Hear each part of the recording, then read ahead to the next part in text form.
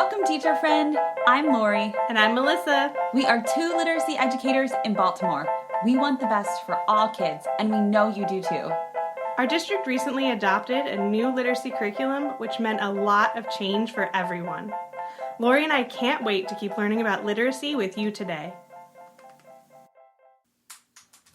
Hi, everyone. Welcome back to Melissa and Lori Love Literacy. Today, we are really pumped up to talk to you about building knowledge, continue our conversation on building knowledge, and we're going to do that through texts for summer reading and then make community connections to our texts that we'll be encountering throughout the modules this school year, so that you can get a head start on getting those community connections set up for you and your kiddos this year. Yeah, and we're really excited to talk about, there's a ton of stuff here in Baltimore that really makes the learning real for all of these modules. So we're going to talk about that today, but knowing that, well, even though we're talking about things that are happening in Baltimore, if you're not in Baltimore, we're sure that there are things that are similar where you are. So we'll try and make those connections when we can too. Yeah, absolutely. We have some really cool ideas. Yeah, I'm excited to share. All right, so let's jump in. So we just first want to acknowledge that in K through 3, these reads are so much quicker. So we kind of lumped K to 3 together and acknowledging that they're quicker reads. And so we really focused on the community connection in this piece for each module. And then for 4 through 8, we tried to make specific connections, not only to the module, but to specific texts. So we thought we could go a little bit deeper in 4 through 8, just simply because of the length of the texts in those modules. Yeah, and Lori and I, we also picked things that are modules that might not be Module 1. We didn't necessarily think all of the Module 1 text lended itself to needing to be read over the summer, or we just found some connections that you might want to start thinking about now or over the summer versus, so we'll talk about all the modules or different modules for different grade levels. That's a great point. Yep. All right, kindergarten. Awesome. Yay for kindergarten babies. They're some of my favorites. So we're going to look at Module 2, Once Upon a Farm, and the informational texts in the module. So we're checking out farm animals and then literary text of the year at Maple Hill Farm. Yeah, so we talked a little bit about this. In Module 2, you're probably at least October, November kind of time period. So tough to go to a truly working farm at that time. But we also realized that, in October, there's just usually that pumpkin patch, or oftentimes that pumpkin patch visit. Yes. So it'd be a really great time to make that connection, even if you haven't started Module 2 yet, to just start kind of planting some seeds for Module 2 for Once Upon a Farm. I like how you did that, literally and figuratively. Planting some seeds on the farm. Yep. Yeah, so that's a great field trip to take, just to build that knowledge of a working farm and what it looks like, so they can begin to build that conceptual knowledge and get set for Module 2. Absolutely. Awesome. Yeah, so for grade 1, this is one of my favorites. We are looking at Module 1, which is A World of Books. Lori's going to talk a little about Thomas and the Library Lady, yes, one of her favorites. That is one of my favorite books. Yeah, so we thought that all the texts would connect here, but especially Thomas and the Library Lady, and we thought for our community connection, it would be awesome to have a trip to the library where students could get library cards and check out books and just build that first experience with the library card, right? That they could have it in their little hands and check out a book that then they could take home and read with their families. Yeah, and I can just tell you, I've worked a little bit with the Enoch Pratt librarians this year. That's our library here in Baltimore. And they are eager to work with our teachers and set up things like this. So I would reach out to them as soon as you can to set something up for the beginning of the year. Yep. And just on a personal note, my little one's school did this trip to the library where they got library cards not in Baltimore City, but in the county. And it was so amazing to have her come home and to be so pumped to show me her library card and what book she chose, and couldn't wait to go back and telling me all about the summer reading program, even though we had done it before. She was telling me as if I didn't know. But it's really great, and it pumps them up for all kinds of additional opportunities. And the librarians they just want to help. Yeah. And there's even I know the library here has money for those kinds of trips. So if that's a concern at your school, you can reach out and ask them if they can actually help fund the transportation to get Yep. there, which Yeah. is even better. Her trip was a free trip. Perfect. So perfect, right? Come home with a library card and a book. Absolutely. Excellent. So for second grade, we wanted to make a connection to Module 4, Good Eating, because we thought that those texts might be good to brush up on during the summer. And then we found some really cool community connections. The first just that we brainstormed was just to have a local restaurant chef come in, or a parent who might make really great healthy snacks for their kids. Anyone who might be willing to just be someone other than a teacher and share like healthy snacks, or even like local snacks, right? Like I know we always have, remind me what the name of it, the lemon with the peppermint stick and lemon stick. Is right? it called a lemon stick? Yeah, So. that's not a great. I guess that's not the best example because it's not really a snack, but it would be a good example of a healthier treat snack that is local to Baltimore and something that the kids might not experience otherwise. Yeah. Yeah, and I was going to say too, the books for that module, they can get a little tough because it's very, it's all about the biology, so they have all the terms about the digestive system in it. So good for teachers to brush up on their background knowledge about. But also when you said that, I was thinking about, like the taste buds and the taste of the lemon versus the peppermint, and that would be a really cool like experience of eating. So yeah, even beyond just it's cool because it's a Baltimore thing. Absolutely. Yep. That's a good point. Yeah, and then we had one other community connection, which was with, here in Baltimore, we have something called the Carrie Murray Nature Center, and they do a bunch of different tours for student groups, and one is called Edible Landscapes.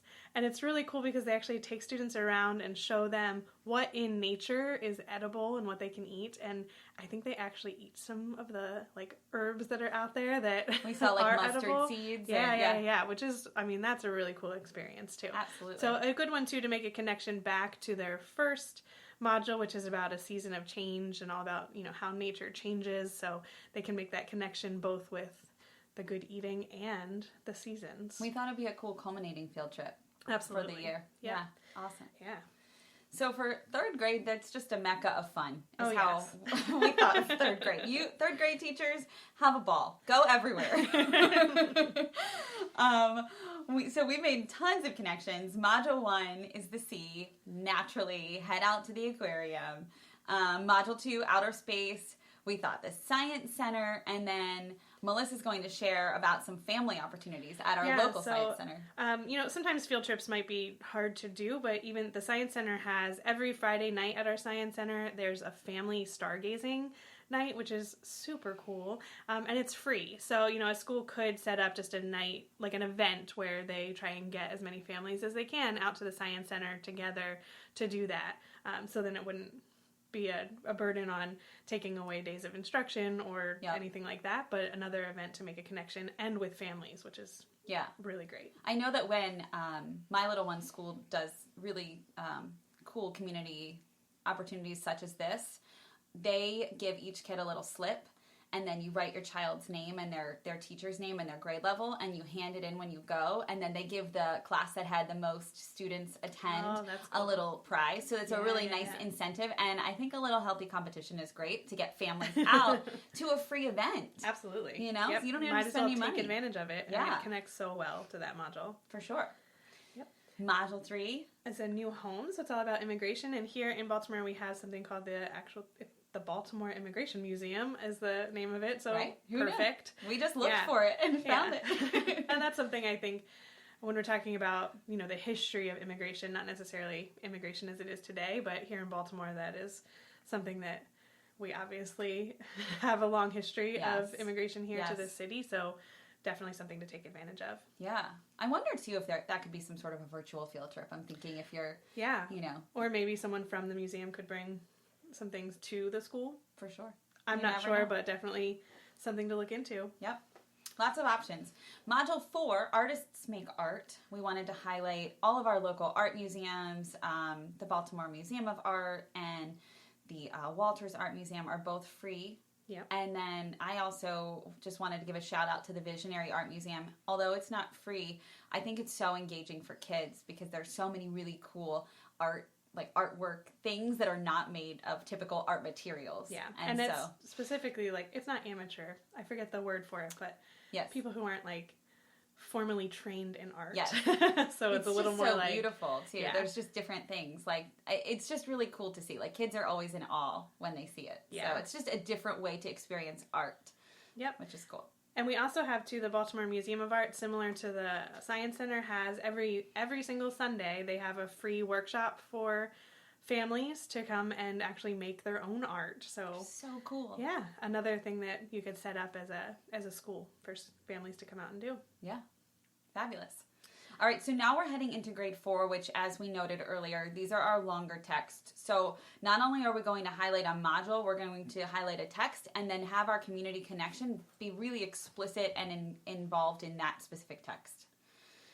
Yep, so the text for 4th grade that we recommended reading was Hatchet, which is just a classic. Yes. And then that's in Module 2, in extreme settings. And, Gary Paulson is just the best. Such a book. And we recommended we have here in Baltimore, near Baltimore, a team building, what do you call it? Location. Experience. Like an adventure course? Yes, yeah. Right. So it's called North Bay here, and we have other similar ones too. But, they get to do the zip lining and the ropes courses and other kinds of, maybe not super, super extreme, but definitely more extreme than they're used to in their classroom every day. Yeah, and it just gets them out and doing good teamwork together, and they can really understand the themes of Hatchet better, right? More deeply through that experience. Yeah. And something that also helps build the culture within your school and in your classroom, as well as makes that connection. I love that. So for 5th grade, we want to highlight We Are the Ship, and this is in Module 4, Breaking Barriers. Yeah, so we talked about We Are the Ship in our last episode where Sarah Woodard talked about, it's not necessarily a super dense text, but it is a beautiful text, and the illustrations really are worth looking at. So we talked about, this might be a different kind of summer read for you, where you might spend some time just kind of looking at and admiring, but also like thinking a little more deeply about those actual illustrations that are in there. Yeah, for sure. So I think when we were talking about this earlier, we were like, this would be I'm sitting at the kitchen table with my cup of coffee, flipping through this beautiful book type of text. Yeah, absolutely. It's just a little bit more admiring than the other ones. Yeah. And since this is a book about baseball, and this module is sports related in different ways, we talked about actually getting out to a baseball game. And here in Baltimore, we have a field trip day, which we believe is May 23rd this year, but it happens every year around this time, which is perfect timing for this module. So looking into that field trip day for us to go to the Orioles game. Yep, absolutely. And then for grade 6, we want to highlight Module 2 in the hero's journey. We would like to have you read the Odyssey and Ramayana Divine Loophole on the beach this summer. We thought they were really great reads. So we did talk about this for a couple of reasons. What the versions of the text that they read, I know when Lori said that, maybe you weren't super excited to read those too, but they are really good at kind of simplifying those stories so they're not too heavy, but really good for you as teachers to kind of get that background information about those books and know them really well, because they're very different than what Star students might be used to. Yes. And also, similar to We Are the Ship, beautiful, beautiful illustrations in them, and taking the time to really look at those and analyze those would be worth it over the summer. Absolutely. We thought summer would be the time where you might have a couple extra moments to do that. So we wanted to specifically call out in that module, in Module 2, there's a hero's journey outline, and it's handout 8A. And we thought that it might be an amazing opportunity to make connections to local heroes, because what you could do is have students be looking at that hero's journey outline and then call on your local heroes to come in. So instead of you going out to a field trip, have your community connection come into your classroom and highlight local heroes and have students identify how their journey mimics the journey of the hero's journey outline. So that would be a really cool, just comparison for students to acknowledge and to discuss and identify as they work through this module. Yeah, we talked about those heroes too. They could be kind of the more obvious people that you think of as heroes, firefighters, doctors, those kinds of professions. But, also thinking about too, just, how you as a teacher how your journey is similar to the hero's journey, or someone else in your school, or one of the parents of one of your students, and how they could, see different versions of that hero's journey, not just what we think of. Or, you know what, I think we talked about this too.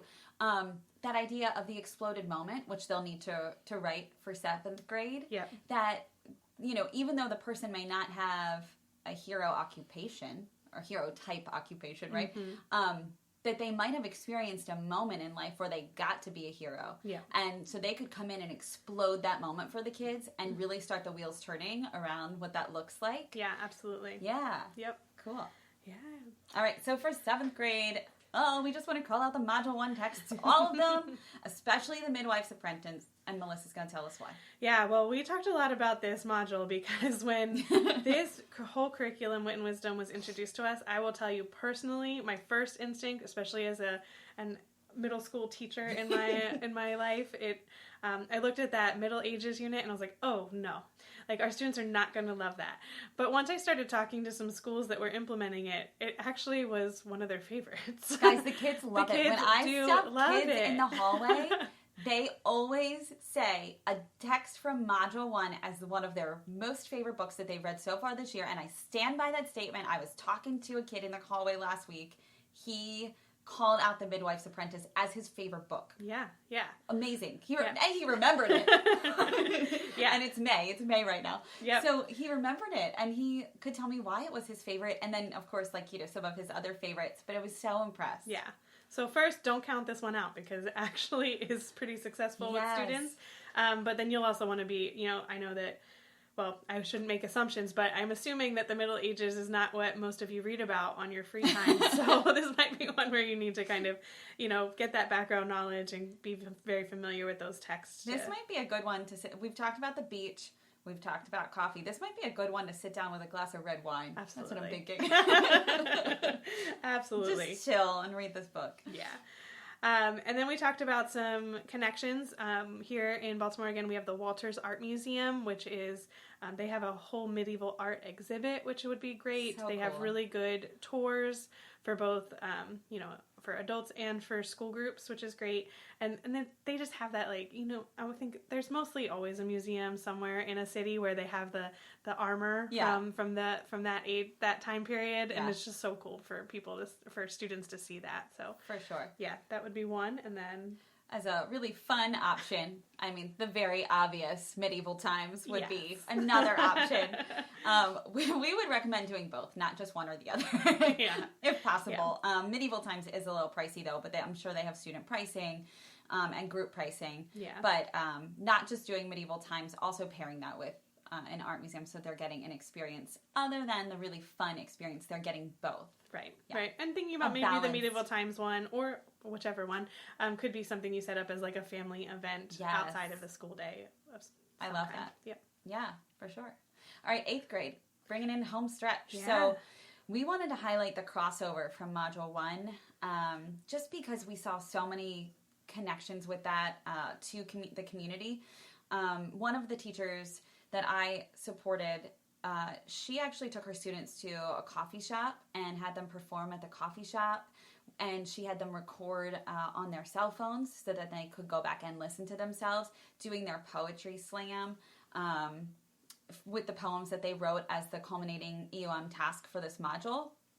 And so that was really powerful for them to have those experiences, not only just to listen to themselves, which built that fluency emphasis and really brought it back to fluency being important in poetry, but also that they got to get out in the community and experience, the experience of standing at a microphone and having people watch you. And I don't know what culminates the speaking and listening standards more than that. Absolutely. Right? Yep. And then I know that, Melissa, there's a group in Baltimore that we wanted to share some information on. Yeah, so Do More Baltimore is a group that I think they kind of run our city's poetry slam team and things like that, but they also do work with schools. So they'll come in and actually work with your students on how to perform your poetry, which is exactly what this module is all about. Mm-hmm. And I would also want to just come back to the actual text itself, the crossover, because it technically is a really easy read. You could probably read it in an hour. Yeah. Like it reads very quickly if you're reading it like a novel. But I highly suggest, as a teacher, reading it with that lens of the poetry, maybe a couple times even, of like, well, how are the poems written? How is that going to translate into your students writing their own poetry? So really analyzing the actual writing of the poems after you read it once, just for fun and know the story. Absolutely. Great. Yeah, so this brings up our list. It's all, we got K through 8. So we would love to hear from you and what you're doing to support community connections and building knowledge for your students. So reach out to us. We can't wait to hear from you. Yeah, thank you, everybody. Thanks for listening.